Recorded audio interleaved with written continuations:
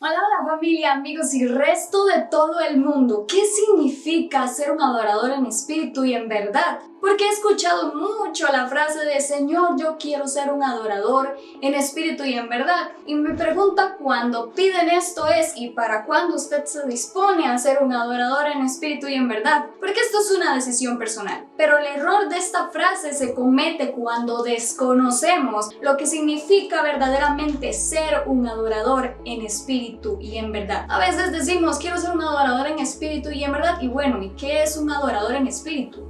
¿Y qué es un adorador en verdad? Bueno, vamos a conocer esos términos a profundidad en este video. ¡Vámonos!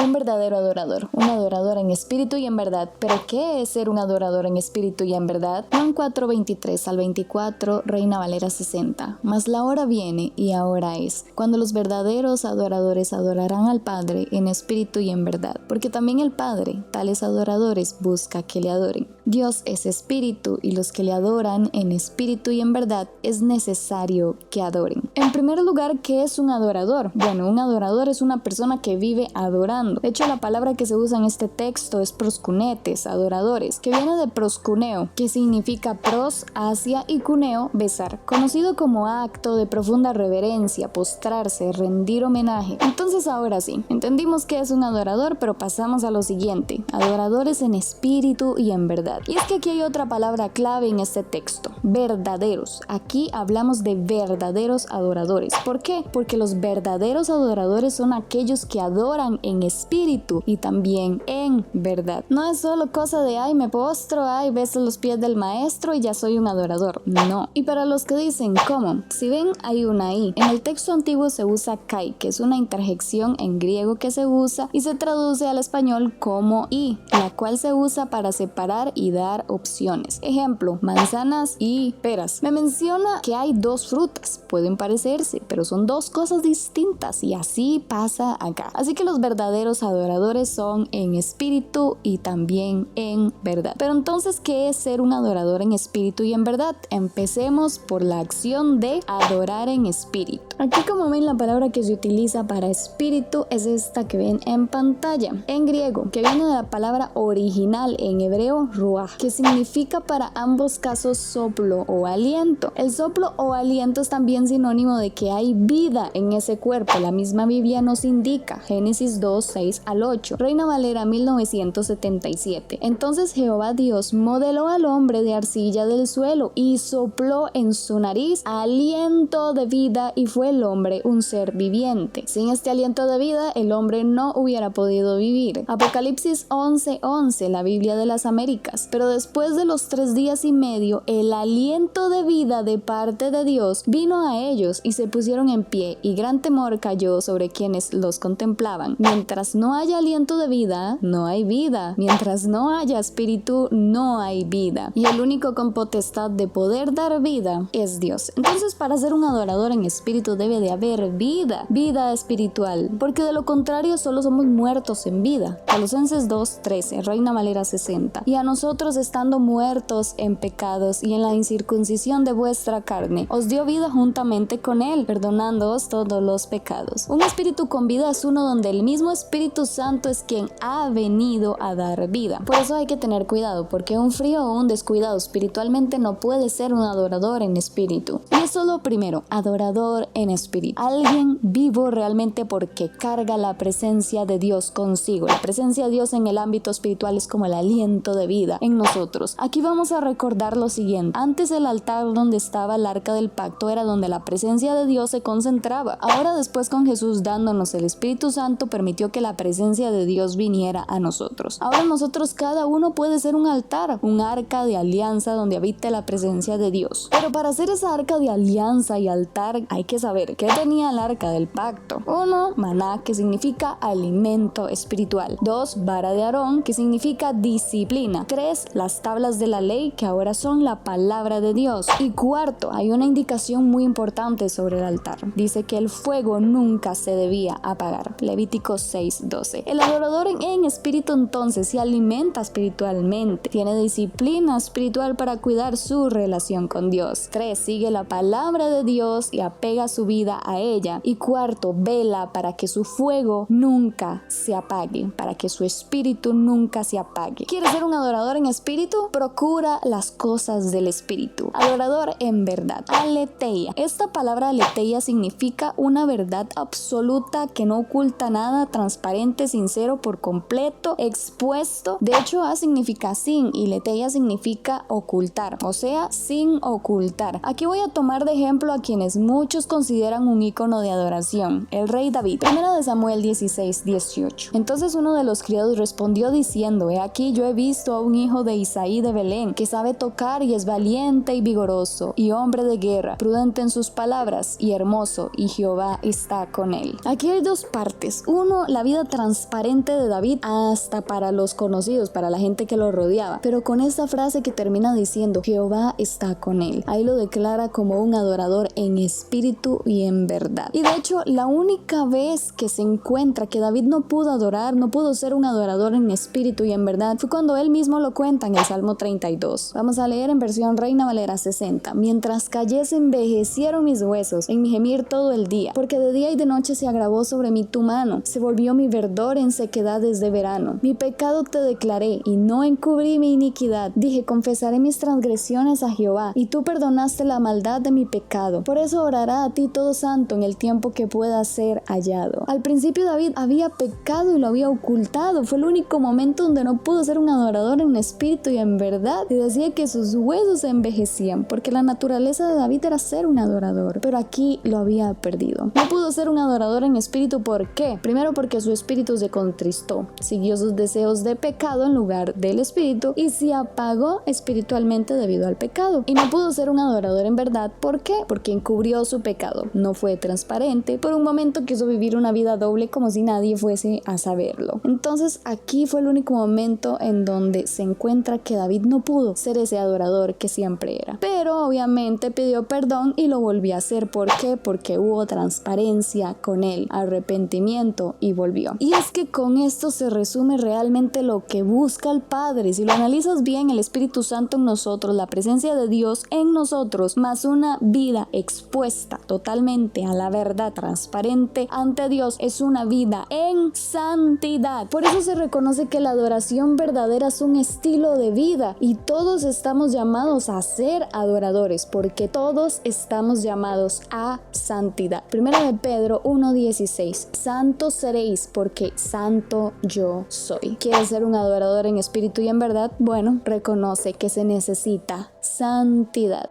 Ahora sí, amigos, sabiendo con toda certeza qué es ser un adorador en espíritu y en verdad, podemos pedirle a Dios ayuda para hacerlo, pero la decisión de ser un adorador en espíritu y un adorador en verdad es de cada uno. Que Dios me los bendiga, me los guarde. Les agradezco mucho todo el apoyo y por ver este video. Espero que haya sido de bendición para sus vidas. Y bueno, nos veremos hasta la próxima si Dios quiere. Bye bye.